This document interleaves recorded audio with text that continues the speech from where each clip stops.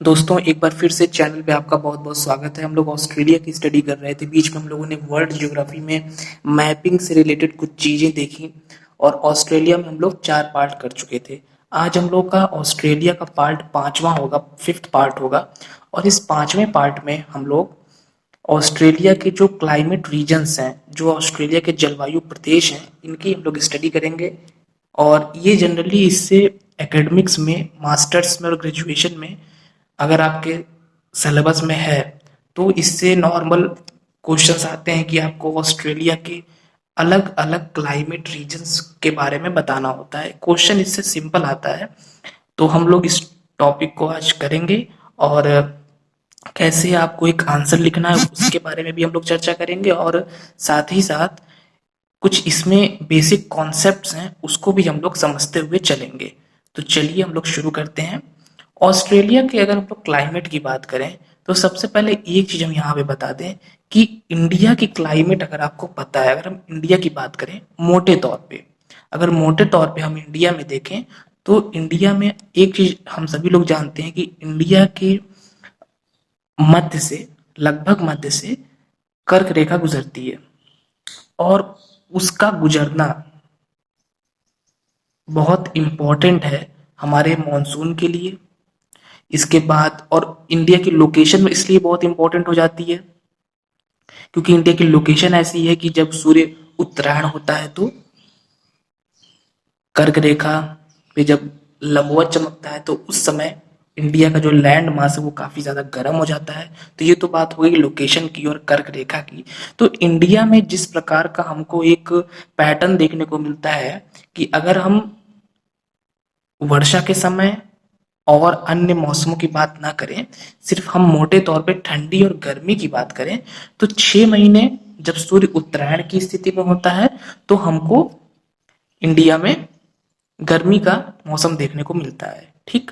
और 6 महीने जब सूर्य दक्षिणायन होता है तो हमको ठंडी का मौसम देखने को मिलता है। इसी के बीच में इन्हीं ठंडी और गर्मी की स्थिति के कारण मानसून का निर्माण भी होता है, क्योंकि स्थल भाग गर्म होता है, फिर स्थल और जो हमारा जल है उसका ठंडा और गर्म होने की अलग अलग प्रक्रियाएं होती हैं, उससे मानसून का सृजन होता है। ये सभी चीजें आप लोग जानते होंगे। तो वैसी ही कुछ चीजें, ये जो अभी मैंने कहानी बताई, मानसून के बारे में अगर आप थोड़ा भी जानते हैं तो ये चीजें आपको पता होंगी। ये जो ऑस्ट्रेलिया है, लगभग वही स्थिति ऑस्ट्रेलिया के केस में भी है कि ऑस्ट्रेलिया के बीच से मकर रेखा गुजर रही है, ट्रॉपिक ऑफ कैप्रिकॉर्न। और मकर रेखा के गुजरने के कारण यहाँ पर जब सूर्य दक्षिणायन होता है, मतलब सूर्य की जो किरणें हैं वो दक्षिणी गोलार्ध में अपना प्रभाव दिखाती हैं, तो उस दशा में लगभग अगर हम इसको मंथ में काउंट करें तो सितंबर सितंबर में विषुवत रेखा पे होता है। एग्जैक्ट डेट अगर हम ना देखें, एक जनरल वे में लेके चलें, फिर अक्टूबर, नवंबर, दिसंबर, जनवरी, फरवरी और मार्च में तो फिर 0 डिग्री पे पहुंच जाता है। तो सितंबर, अक्टूबर, नवंबर, दिसंबर, जनवरी, फरवरी, ये लगभग 6 महीने सूर्य का प्रभाव जो होता है वो इस सदर्न हेमिस्फीयर में होता है।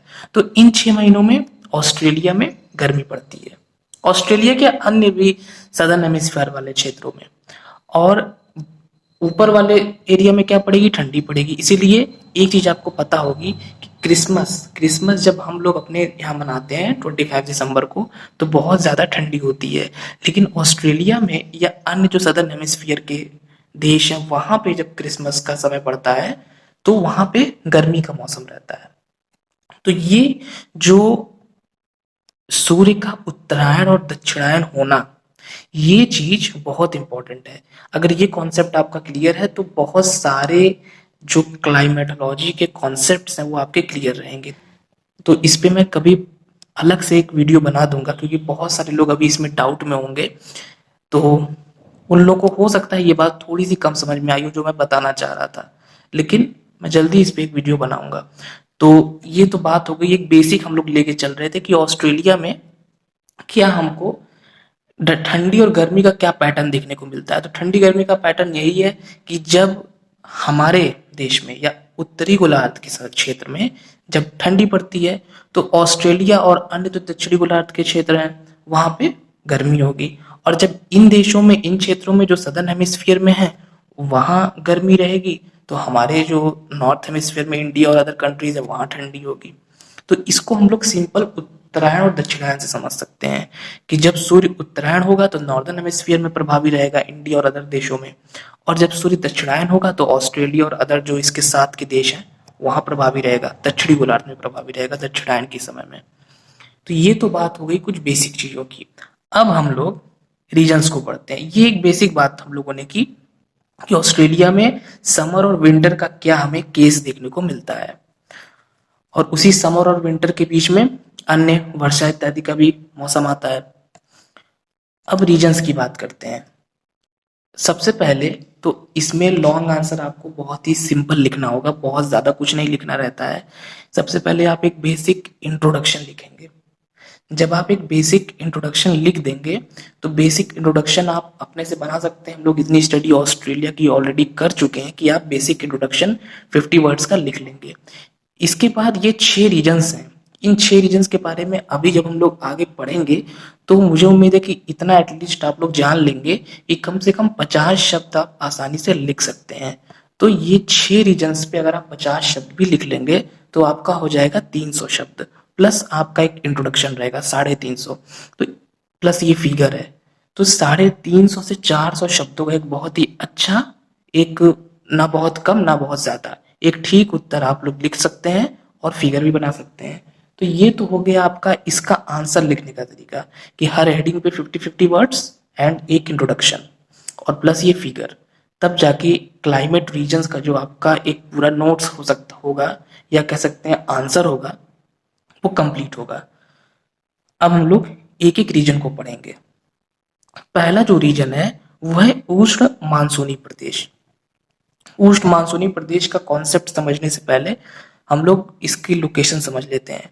ऑस्ट्रेलिया में मैंने आपको बताया था कि यहाँ पे ये अर्नहेम लैंड का प्लेटू है, ये केप यार का प्रायद्वीप है, और यहाँ पे मैंने आपको बताया था गल्फ ऑफ कारपेंट्रिया है, यहाँ है गल्फ ऑफ जोसेफ बोनापार्टे। तो ये जो क्षेत्र है, अगर हम प्रदेश की बात करें तो ये है क्वींसलैंड का एरिया है। इधर आपका क्या है, इधर नॉर्दर्न टेरिटरी है। तो ये सब इधर स्टेट्स हमको देखने को मिलते हैं, Arnhem land and cap York peninsula. Simple आप देख ही रहे हैं, इसको मैंने थोड़ा सा बैगनी कलर से दिखाया है। एग्जाम में आपको ऐसा ही फिगर बनाना पड़ेगा, बहुत ही सरल फिगर है, बस अलग अलग रीजन्स को अलग अलग कलर से दिखाना है और फिर उस कलर को आपको इस इंडेक्स में दिखा देना है। जैसे ये बैगनी कलर से है तो ये कौन सा हो गया, उष्ण मानसूनी प्रदेश।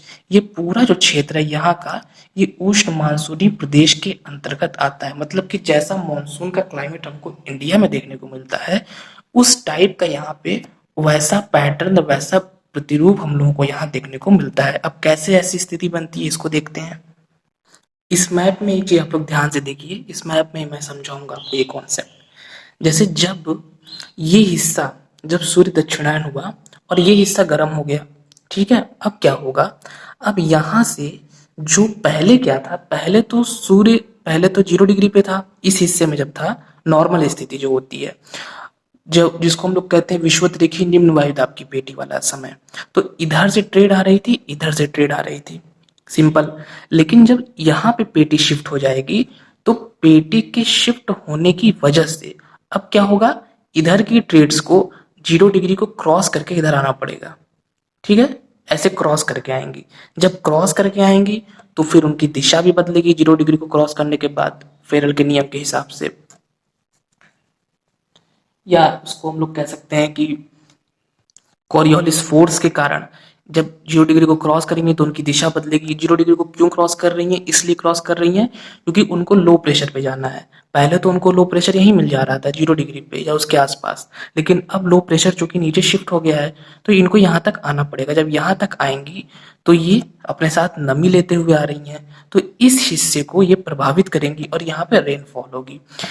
जो यहाँ का मानसून, जैसे इंडिया का मानसून जो है पूरे इंडिया को प्रभावित करता है, क्योंकि इंडिया की लोकेशन ऐसी है। इंडिया में क्या है कि इंडिया का ट्रायंगुलर शेप है नीचे, और वो पूरा एक तरीके से 2 भागों में बांट रहा है, 2 शाखाओं का निर्माण कर रहा है, और इंडिया में टोपोग्राफी भी है। लेकिन यहाँ पे जैसे इंडिया में घाट है, उससे रगड़ के रेनफॉल हो रही है, जो अरेबियन ब्रांच है वो कर रही है, और उसके बाद हिमालय है। लेकिन यहाँ पे जब ये शाखाएं यहाँ पहुंचती हैं तो यहाँ ऐसा कोई बहुत टोपोग्राफी नहीं है। तो इससे एक चीज ये होगी कि ये जो मानसून होगा ये कुछ ही हिस्से को कवर कर पाएगा, बहुत ज्यादा हिस्से को ये कवर नहीं कर पाएगा। जैसे इंडिया इतना बड़ा देश है, पूरे देश को मानसून कवर करता है। हाँ, वर्षा कहीं कम होती है, कहीं ज्यादा होती है, लेकिन कवर करता है अलग अलग हिस्सों में, कहीं ज्यादा करता है, कहीं कम करता है। लेकिन यहाँ पे आप देख रहे हैं सिर्फ इतने ही हिस्से में हमको उष्ण जो है मानसूनी वाला जलवायु देखने को मिल रहा है, क्योंकि यहाँ पे इतने ही हिस्से तक ये हवाएं रेनफॉल कर रही हैं, क्योंकि ऐसा कोई टोपोग्राफी नहीं है, ऐसा कोई यहाँ पे रिलीफ फीचर नहीं है जो वैसी रेनफॉल करवा सके। हाँ, बीच बीच में प्लेटोज जरूर हैं, लेकिन मैक्सिमम ये जो एरिया है ये पूरा डेजर्ट एरिया है, और इसकी जो रेनफॉल होती भी है वो यहाँ तो ज्यादा होती है, लेकिन नीचे नीचे जैसे जैसे हम नॉर्थ से साउथ शिफ्ट होंगे वो रेनफॉल कम होती जाती है। तो ये कॉन्सेप्ट आप अच्छे से समझ गए होंगे। और चूंकि बीच से मकर रेखा गुजर रही है तो ये जो ये वाला हिस्सा पड़ रहा है ये आपका उष्ण कटिबंध में आ जाएगा, इसलिए हम लोगों ने कहा उष्ण मानसूनी प्रदेश। और जो मकर रेखा के नीचे वाला पार्ट है, लगभग आप सिंपल इसको ऐसे कर सकते हैं कि आधा ऑस्ट्रेलिया, जो नीचे का ऑस्ट्रेलिया है वो उपोष्ण कटिबंध में है, और जो ऊपर का आधा ऑस्ट्रेलिया है ऊपर साइड का वो उष्ण कटिबंध में है। तो ये बात हो गई। अब इस प्रदेश में हम लोग कॉन्सेप्ट तो समझ लिए, लेकिन कुछ फैक्ट वाली चीजें होती हैं। फैक्ट वाली चीजें थोड़ी सी रटनी पड़ेंगी, लेकिन अगर आपको एक आइडिया होगा तो कोई दिक्कत नहीं होगी। जैसे कि ये जो प्रदेश है हमारा उष्ण मानसूनी प्रदेश, तो स्क्रीन पे कुछ चीजें आ रही होंगी, इसको नोट कर लीजिएगा कि गर्मी का जो यहाँ पे एवरेज टेम्परेचर होता है वो 27 डिग्री सेंटीग्रेड होता है, और विंटर्स में ये 18 होता है। और रेनफॉल जैसा कि मैंने बताया कि इसी हिस्से में होती है ज्यादातर, और वो रेनफॉल नीचे तो बहुत कम हो जाती है, 25 सेंटीमीटर तक हो जाती है, लेकिन जो ऊपर के क्षेत्र जैसे केप यॉर्क पेनिसुला हो गए, इधर के एरियाज हो गए, यहाँ 50 से 150 सेंटीमीटर तक रेनफॉल हमको देखने को मिल जाती है। तो ये इतना मैटर आपको, कम से कम अगर आप पहला प्रदेश लिख रहे हैं तो इतना मैटर आपको यहाँ पे समझाना पड़ेगा, तब जाके आपका जो ये वाला आंसर होगा ये अच्छे से, ये वाला जो मतलब आपका प्रदेश होगा ये अच्छे से कंप्लीट हो पाएगा। इतनी चीजों की चर्चा आपको करनी पड़ेगी उष्ण मानसूनी प्रदेश में। मतलब कॉन्सेप्ट तो हम लोगों ने थोड़ा सा देखा, और उसके बाद हम लोगों ने रेनफॉल बता दी और टेम्परेचर बता दिया, और ये कहाँ कहाँ फैला हुआ है ये आपको भी जिक्र करना पड़ेगा। ये मतलब कौन कौन से क्षेत्र में ये प्रदेश हमको देखने को मिलता है। इसके बाद अगला जो हम लोगों का प्रदेश है वो है उपोष्ण आर्द्र प्रदेश। जैसा कि मैंने बताया था कि इधर का थोड़ा नीचे का जो पार्ट रहेगा ये उपोष्ण में आ जाएगा, क्योंकि मकर के नीचे का है, 23.5 दक्षिण के नीचे का है। ये उपोष्ण आर्द्र प्रदेश है, ये भी बहुत इंपॉर्टेंट है, और इसमें भी बहुत इंपॉर्टेंट कॉन्सेप्ट है। इस फिगर में फिर से हम लोग वही कॉन्सेप्ट समझेंगे। पहला हम लोगों ने उष्ण मानसूनी को भी समझा था, इसको भी समझेंगे। इसमें देखिए ये जो प्रदेश है हमारा, इसमें गर्मी में जो व्यापारिक हवाएं हैं उनसे काफी रेनफॉल होती है। अब कैसे होती है इसकी रेनफॉल उसको समझते हैं। जब व्यापारिक हवाएं, हमको पता है कि 30 का जो हम लोगों का अक्षांश होता है 30-35 से 0 की ओर चलती हैं, लेकिन जब लो प्रेशर यहाँ शिफ्ट हो जाएगा तो इधर की व्यापारिक तो यहाँ आ ही रही है। ये देखिए जो भी हम लोगों ने पहले वाले प्रदेश में देखा 0 डिग्री को क्रॉस करके, क्योंकि उनको लो प्रेशर पे आना है। इधर की भी तो व्यापारिक हैं, ये वाली व्यापारिक जो साउथ से आ रही हैं, ये थोड़ा सा मैं ऐसे ही ड्रॉ कर दे रहा हूँ सिंपल, ये वाली व्यापारिक। तो जो ये व्यापारिक हैं इधर वाली, ये यही यहाँ पे रेनफॉल करने का काम करते हैं, दक्षिण वाली व्यापारिक। और इसलिए मैंने आपको एक पार्ट में बताया था कि पूरी की पूरी मैक्सिमम जो रेनफॉल होती है वो इन तटीय क्षेत्रों में हो जाती है, और जैसे जैसे रेनफॉल ईस्ट से वेस्ट की ओर जाती है रेनफॉल कम होती जाती है, जैसे इंडिया में हमको देखने को मिलता है।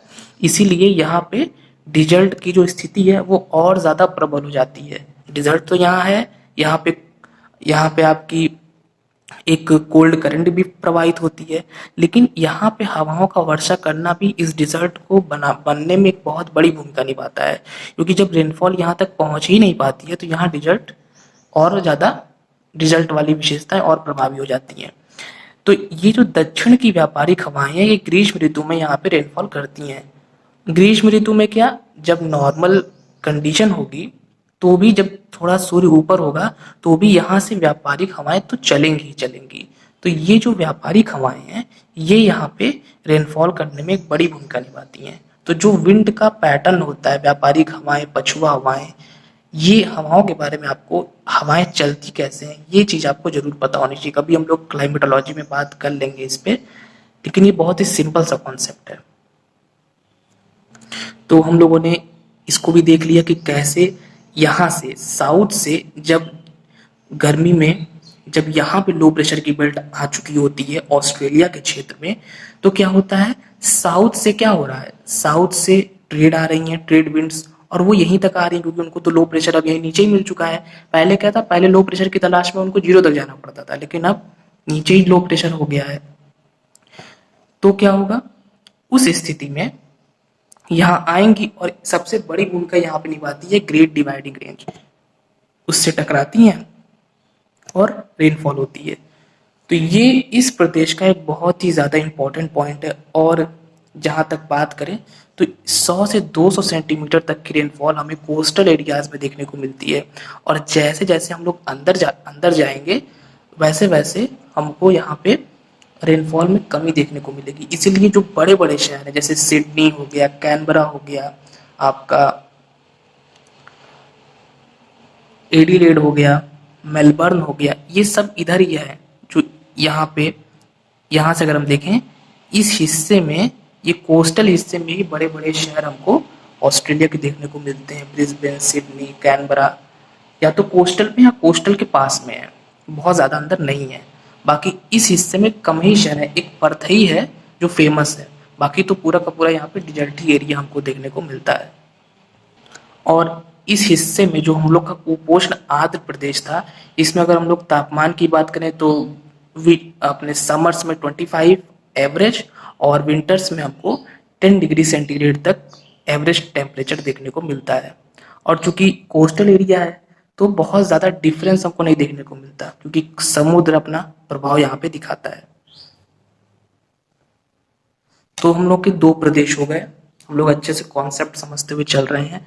अब तीसरा प्रदेश देखिए, भूमध्य सागरीय जलवायु प्रदेश। इसमें भी बहुत इंपॉर्टेंट कॉन्सेप्ट है। भूमध्य सागरीय जलवायु प्रदेश का कॉन्सेप्ट ये है, एक चीज आप लोगों को पता होगी कि जो भूमध्य सागरीय जलवायु प्रदेश के क्षेत्र होते हैं वहां पे हमें विंटर्स में रेनफॉल देखने को मिलता है। जैसे कि यहाँ पे कौन कौन सा भूमध्य सागर वाला इलाका है, भूमध्य सागरीय। हालांकि भूमध्य सागर तो की लोकेशन हम लोग जानते हैं, लेकिन यहाँ पर वैसी जलवायु पाई जाती है। कहाँ कहाँ पे पाई जाती है, ये भूमध्य सागरीय जलवायु प्रदेश है। हालांकि भूमध्य सागर के पास तो नहीं है, उससे बहुत दूर ये क्षेत्र है, लेकिन हम लोग ये बात जानते हैं कि भूमध्य सागर के आसपास तो भूमध्य सागरीय जलवायु है ही, लेकिन वैसी जलवायु विश्व के अलग अलग कॉन्टिनेंट्स में भी हम लोगों को देखने को मिलती है। जैसे यहाँ पे ये नीचे का हिस्सा छोटा सा, ये कह सकते हैं साउथ वेस्ट में, और इधर साउथ ईस्ट में थोड़ा सा हिस्सा, यहाँ पर हमको ऐसी जलवायु देखने को मिल रही है। अब कैसे यहाँ पे विंटर्स में रेनफॉल होती है उस चीज को हम लोग समझते हैं। जैसे ये ऑस्ट्रेलिया का एक नॉर्मल सा मैप है, इसी में हम लोग इस कॉन्सेप्ट को समझ लेंगे। एक चीज आप लोगों को ये रटनी पड़ेगी, लेकिन अभी कॉन्सेप्ट आप समझ लेंगे तो फिर नहीं रटनी पड़ेगी। जो हम लोगों की पछुआ हवाएं होती हैं, वेस्टर्लीज, भूमध्य सागरीय जलवायु प्रदेशों में वर्षा करने में उन्हीं का रोल होता है। कैसे रोल होता है, हम लोग एक चीज जानते हैं कि जो हम लोगों की पछुआ हवाएं होती हैं वो कैसे चलती हैं, वो आपकी चलती हैं 30 से 60 की ओर अक्षांश में, 30 to 60 वेस्टर्लीज।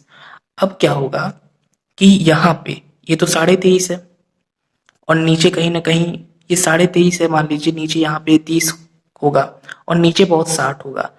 तो जो हवाएं चलेंगी वो किस तरीके से चलेंगी, आइए उस मैप को रहने दीजिए, इसमें समझ लेते हैं क्योंकि इसमें डिग्री लिखी हुई है तो आपको ज्यादा समझ में आएगा। ये सिंपल है, 30 से 60 की ओर पछुआ हवाएं चलती हैं, यही कंडीशन होती है। अब जब ठंडी होती है तो क्या होगा, ठंडी के समय में जब यहाँ ठंडी होती है, एक चीज ध्यान दीजिएगा, जैसे बुक में लिखा है ठंडी, तो बुक की जो ठंडी, जिस ठंडी की बात की जा रही है उसका मतलब है इस हिस्से में ठंडी। अगर हम ये सोचेंगे कि हमारे देश में ठंडी, तो वो तो जस्ट अपोजिट हो जाएगा। ये बहुत इंपॉर्टेंट पॉइंट है, इस चीज को ध्यान से समझिएगा कि बात की जा रही है यहाँ विंटर्स में रेनफॉल होती है, मतलब कि विंटर्स तो यहाँ होता है और समर कहाँ होता है, समर हमारे देशों में होता है, नॉर्थ हेमिस्फीयर के देशों में। तब क्या होगा, जो लो प्रेशर की बेल्ट है इक्वेटोरियल, वो ऊपर शिफ्ट हो जाएगी, और तब जो यहाँ पे 30 से 60 की जो ये स्थिति बनी है, ये भी थोड़ा सा ऊपर शिफ्ट हो जाएगी। ऐसे तो ये आप देखिए ऑस्ट्रेलिया के बड़े हिस्से को कवर कर ही रही है, ठीक है, लेकिन तब क्या होगा, ये पूरा तो मैंने आपको बस समझाने के लिए थोड़ा सा बनाया है, पूरा चलती है 30 से 60 की ओर। लेकिन जब 30 वाली, जब 0 वाली बेल्ट ऊपर चली गई, क्योंकि तब तो हाई टेम्परेचर ऊपर शिफ्ट हो जाएगा, सूर्य उत्तरायण रहेगा, क्योंकि नॉर्थ हेमिस्फीयर में गर्मी है, यहाँ पे ठंडी है, तो ये जो बेल्ट है सारी बेल्ट थोड़ा थोड़ा ऊपर शिफ्ट हो जाएंगी। ये होता है बेल्ट्स की शिफ्टिंग। और ये जो बेल्ट है 30 से 60 वाला, जो हम कह सकते हैं कि ये हिस्सा है पूरा, जो हवा ये विंड चल रही है, ये भी थोड़ा सा ऊपर शिफ्ट हो जाएगा। जब ये थोड़ा सा ऊपर शिफ्ट हो जाएगा तो ये और हिस्से को और बड़े क्षेत्र को कवर करेगा, और जब जहां पर भी ये समुद्र के ऊपर से आएगा वहां पे नमी लेते हुए आएगा ये, और रेनफॉल होगी, क्योंकि हवाएं जब भी किसी वाटर बॉडी के ऊपर से चलती हैं तो उसकी जो नमी होती है उसको ग्रहण कर लेती हैं, और वो जो पूरा जो एयर मास होता है वो बहुत ही नम हो जाता है, कह सकते हैं उसमें आर्द्रता आ जाती है, और फिर कहीं पर भी अगर कहीं पे उनको रिलीफ मिल गया या जैसी भी कंडीशन है, रेनफॉल हो सकती है। तो ये विंटर्स में रेनफॉल होने का ये बहुत बड़ा यहाँ पे रीजन है कि विंटर्स में क्या होता है कि बेल्ट्स थोड़ा सा ऊपर शिफ्ट होती हैं, और ये जो 30 से 60 ऑलरेडी कवर किया है ऑस्ट्रेलिया को, ये और बड़े क्षेत्र को कवर कर लेता है। और हालांकि ये एक चीज क्लियर है कि ये हिस्सा हमेशा ऑस्ट्रेलिया को कवर करेगा, ऐसा नहीं कि सिर्फ विंटर्स में करेगा, लेकिन विंटर्स में ज्यादा करेगा। और विंटर्स में हमको ये चीज ध्यान देनी है, जब भी हम लोग समर और विंटर कहीं पे देखें लिखा हुआ, तो हम ये ना सोचे कि हमारे देश के समर विंटर की बात हो रही, क्योंकि नॉर्थ हेमिस्फीयर और साउथ हेमिस्फीयर के विंटर और समर में बिल्कुल अपोजिट है। जब हमारे यहाँ गर्मी पड़ती है तो साउथ हेमिस्फीयर के देशों में ठंडी होती है, जब साउथ हेमिस्फीयर के देशों में ठंडी होती है तो हमारे यहाँ गर्मी होती है। तो जिस देश का आप आंसर लिख रहे हैं, जिस देश के बारे में चर्चा हो रही है, उसको आपको ध्यान में रखना पड़ेगा, और आपको ये पता होना चाहिए कि उसकी लोकेशन क्या है, वो किस हेमिस्फीयर की कंट्री है। तो ये हम लोगों का हो गया भूमध्य सागरीय जलवायु प्रदेश। और इसमें सिंपल अगर हम लोग कुछ फैक्ट्स देखें तो कॉन्सेप्ट तो हम लोग समझ लिए। इसमें जो समर है उसका टेम्परेचर 18 to 27 डिग्री सेंटीग्रेड के लगभग में रहता है, और जो विंटर्स अगर हम देखें तो 10 to 15 डिग्री सेंटीग्रेड हमको यहाँ पर देखने को मिलता है। मतलब कि गर्मी भी बहुत अधिक नहीं है और ठंडी भी बहुत अधिक नहीं है। और प्लस यहाँ पे आप देख रहे हैं कि ये जो हिस्से हैं ये समुद्र के पास के हैं, तटीय क्षेत्र हैं, और रेनफॉल ऑलमोस्ट जो है यहाँ पे ये जो क्षेत्र है, मतलब कि ये तो मैं यहाँ पे इंडेक्स में आपको बता रहा हूँ, यही वाला क्षेत्र यहाँ पे कितनी होती है, लगभग 50 से 100 सेंटीमीटर तक हमको रेनफॉल देखने को मिल जाती है। तो रेनफॉल का कॉन्सेप्ट भी हम लोगों ने यहाँ पे समझ लिया कि कैसे शिफ्टिंग ऑफ बेल्ट, कैसे हम लोग जो हमारे कॉन्सेप्ट्स हैं फिजिकल जियोग्राफी के, वो हम लोग रीजनल में यूज करके काफी इजी तरीके से इन चीजों को समझ सकते हैं। लेकिन वैसे तो ये है टफ, लेकिन अगर आपका थोड़ा भी उधर का क्लियर है कि कैसे पछुआ चलती है, कैसे व्यापारिक हवाएं चलती हैं, कैसे शिफ्टिंग होती है बेल्ट्स में, तो बिल्कुल भी प्रॉब्लम नहीं आएगी ये सब समझने में।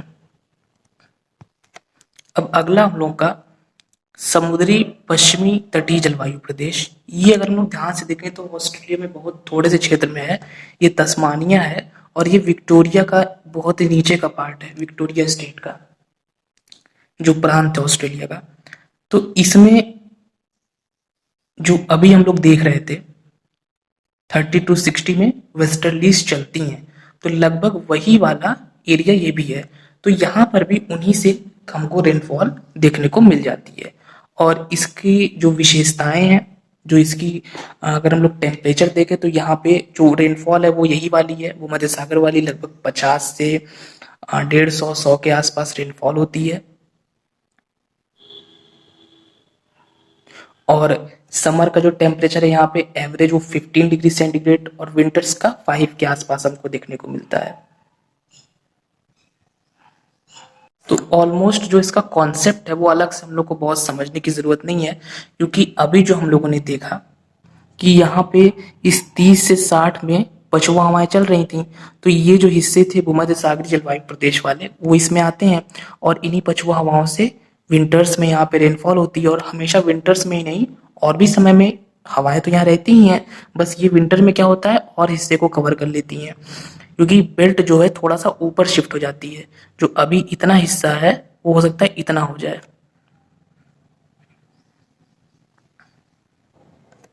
जो जो केवल आपका इतना क्षेत्र है वो हो सकता है और बढ़ जाए विंटर्स में।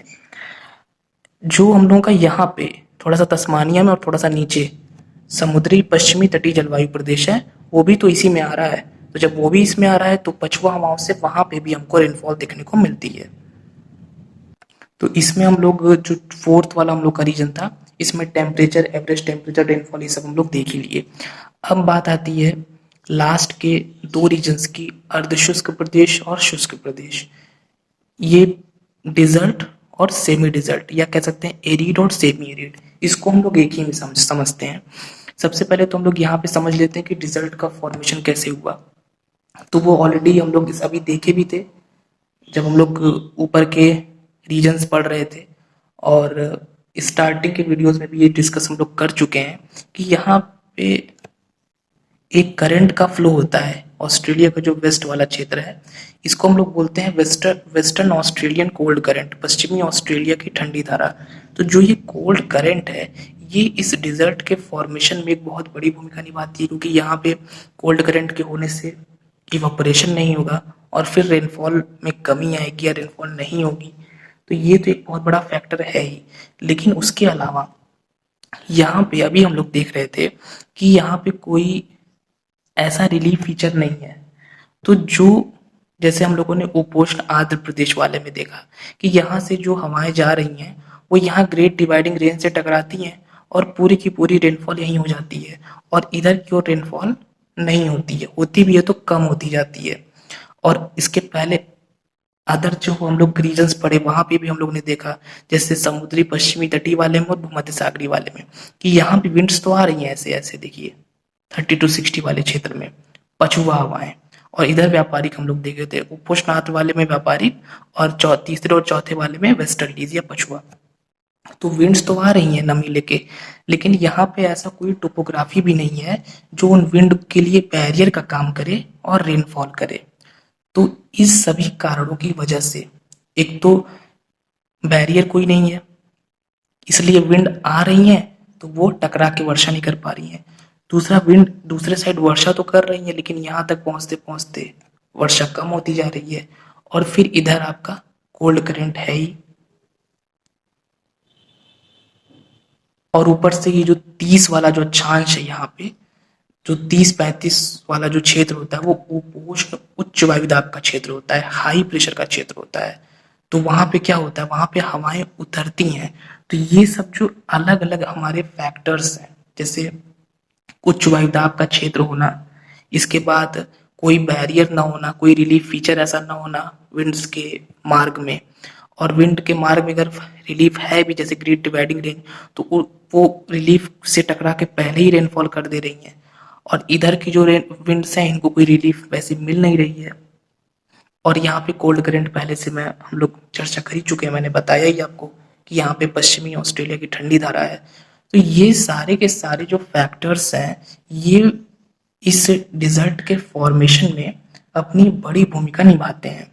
तो इस वजह से ये जो पूरा हम लोग का क्षेत्र है, अगर हम इसको, एक चीज यहाँ पे ध्यान दीजिएगा, बहुत सारी बुक आप पढ़ेंगे तो हो सकता है आपको 5 ही जलवायु प्रदेश देखने को मिले, लेकिन यहाँ पे मैंने 6 बताया है। तो ये इसको हम लोग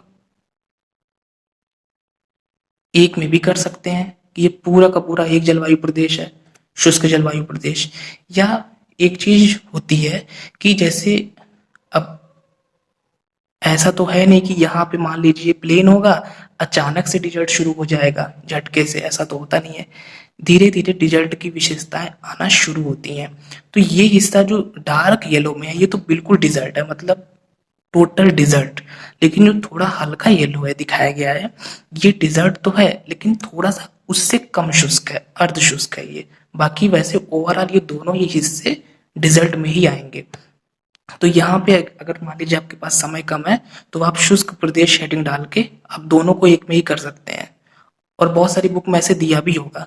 और अगर आपके पास टाइम है तो दोनों को आप अलग अलग भी लिख सकते हैं। जैसे कि जो बिल्कुल डिजर्ट वाले क्षेत्र होते हैं वहां पे वेजिटेशन बिल्कुल नहीं मिलता है। जो थोड़े सेमी डिजर्ट है, थोड़ा सा कम डिजर्ट इलाका, जैसे अगर हम लोग मान लीजिए राजस्थान डिजर्ट है, सिंपल एक एग्जांपल देखें, राजस्थान डिजर्ट क्षेत्र है, लेकिन ऐसा तो है नहीं कि जैसे ही हम राजस्थान के सीमा में प्रवेश करेंगे यूपी को क्रॉस करके तो हमको तुरंत हमको आ, रेत ही रेत दिखने लगेगी, ऐसा तो होता नहीं है। हम लोग थोड़ा आगे बढ़ेंगे, यहाँ तक कि जो जयपुर तक का क्षेत्र है राजस्थान में वो काफी बेहतर है। जैसे हम लोग वेस्ट में जाते हैं, जैसे आप इस मैप में देख भी रहे हैं, जैसे हम लोग ज्यादा वेस्ट में जाते हैं, जैसे गंगानगर, बीकानेर, जैसलमेर, बाड़मेर, ये जो बिल्कुल वेस्ट के क्षेत्र हैं, ये बिल्कुल टोटल थार डिजर्ट वाली फील आपको, बिल्कुल थार डिजर्ट की फील, क्या थार डिजर्ट आपको मिल ही जाएगा पूरा। लेकिन जैसे हम लोग जयपुर की साइड है, जयपुर है या उसके पहले के जो शहर हैं, वहां पे हमको वैसा डिजर्ट नहीं देखने को मिलेगा।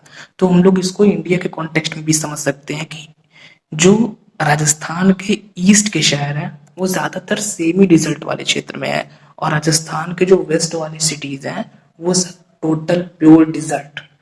तो वैसी ही चीज यहाँ पर भी हमको देखने को मिल रही है कि बिल्कुल वेस्ट में हमको टोटल डिजर्ट देखने को मिल रहा है, और उसके थोड़ा सा पहले या उसके किनारे किनारे हमको अर्ध शुष्क या सेमी एरिड या सेमी डिजर्ट देखने को मिल रहा है। ऐसे ही सहारा में भी होता है, जैसे आप इस मैप में देख रहे हैं, सहारा के नीचे एक अर्धशुष्क क्षेत्र है जो कि सहारा के नीचे हमको लोग को देखने को मिलता है, जो कि सहारा के नीचे हम लोग को देखने को मिलता है, ये होता है साहेल रीजन।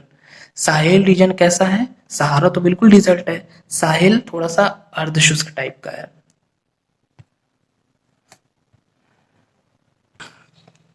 तो इसमें यही है कि रेनफॉल दोनों ही प्रदेशों में 25 टू 50 सेंटीमीटर, मतलब जो अर्ध शुष्क वाला है उसमें 25 टू 50 सेंटीमीटर, और जो शुष्क वाला है उसमें 25 से कम। ये रेनफॉल का केस हो गया। और टेम्परेचर तो दोनों में ही हाई होता है, तो जो शुष्क वाला होगा उसमें 40 डिग्री सेंटीग्रेड तक टेम्परेचर चला जाता है, और विंटर्स में 10 टू 15 डिग्री सेंटीग्रेड। और जो हम लोग का अर्ध शुष्क वाला है उसमें भी लगभग हम लोग को यही स्थिति देखने को मिलती है।